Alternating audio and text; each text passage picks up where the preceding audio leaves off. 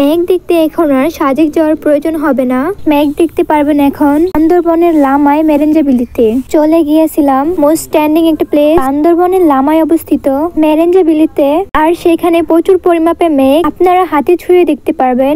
গাজীপুর থেকে মেরেঞ্জাবিলিতে কিভাবে যাবেন তা থাকছে আজকের ভিডিওতে। হ্যালো এভরিওয়ান, আসসালামু আলাইকুম। কি অবস্থা সবার? Welcome to my new blog. প্রথমেই আমরা চলে যাব চট্টগ্রাম। গাজীপুর থেকে চট্টগ্রামে ভাড়া পড়বে জনপ্রতি বাস ভাড়া 600 টাকা এবং ট্রেন ভাড়া 500 টাকা। তারপর চট্টগ্রাম থেকে চলে যাব চকরিয়া। এখানে যেতে আমাদের সময় লাগবে 3 ঘন্টার মতো। বাস ভাড়া হচ্ছে 150 টাকা। গেট লগে ভাড়া 200 থেকে 250 টাকা। তারপর চকরিয়া থেকে কিন্তু আপনি হালকা খাবার বা ভারী খাবার খেয়ে নিতে পারেন। খাবার খাওয়ার পরে চকরিয়া বাস স্ট্যান্ডে পেয়ে যাবেন লোকাল বাস অথবা চাঁদের গাড়ি পেয়ে যেতে পারেন, যেটা আপনাকে মেরেঞ্জাবিলির সামনে পৌঁছে দিবে। জনপ্রতি 70 থেকে 80 টাকা ভাড়া নেবে। বাস অথবা চাঁদের গাড়িতে ওঠার আগে অবশ্যই ড্রাইভারকে বলে দিবেন আপনি মেরেঞ্জাবিলিতে যেতে চান। দেখবেন তারপরে ড্রাইভার আপনাকে মেরেঞ্জাবিলির সামনেই নামিয়ে দিয়েছে।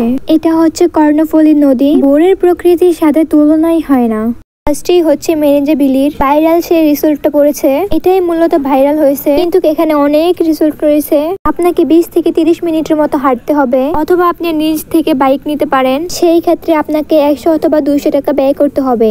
দেন এই যে আমরা মেরেঞ্জাবিলিতে চলে এসেছি। মেরেঞ্জাবিলিতে আসার আগে প্রি বুকিং করে আসলে ভালো হয়। থাকার জন্য জুমঘর টেন্ট রয়েছে। বড় টেন্ট গুলোতে জন প্রতি 5 থেকে 7 জন এবং ছোট টেন্ট গুলোতে 2 থেকে 3 জন থাকা যায়।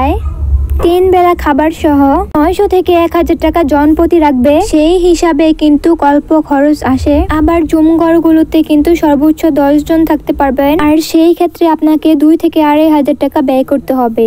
এখানে কিন্তু খাবার ইনক্লুডেড না, খাবারের বিলটা আলাদা। 600 টাকা থেকে 750 টাকা পর্যন্ত হবে। যাই হোক, মোটামুটি বাজেট ফ্রেন্ডলি একটা ট্যুর দেওয়া যায়। আর এটা হচ্ছে ভোরবেলার ভিউ। দেখেন কি পরিমাপে মেঘের স্তূপ জমে আছে। চারপাশে একদম সারি সারি মেঘ। সাদা সাদা যেগুলো দেখছেন সব কিন্তু মেঘ, কুয়াশার মতো দেখা যাচ্ছে। মেরেঞ্জাবিলিতে সবচেয়ে বেস্ট টাইম হচ্ছে সকাল থেকে বিকাল পর্যন্ত।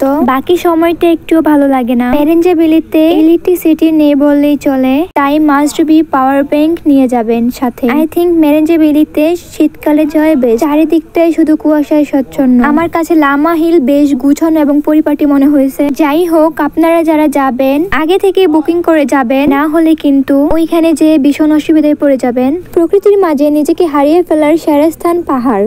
আর কোনো কিছু জানার থাকলে কমেন্ট করবেন, আমি চেষ্টা করব রিপ্লাই দেওয়ার জন্য। আজকে এই পর্যন্ত, পরবর্তীতে কোনো একটি ভিডিওতে দেখা হচ্ছে। সেই পর্যন্ত ভালো থাকুন, সুস্থ থাকুন। আল্লাহ হাফেজ।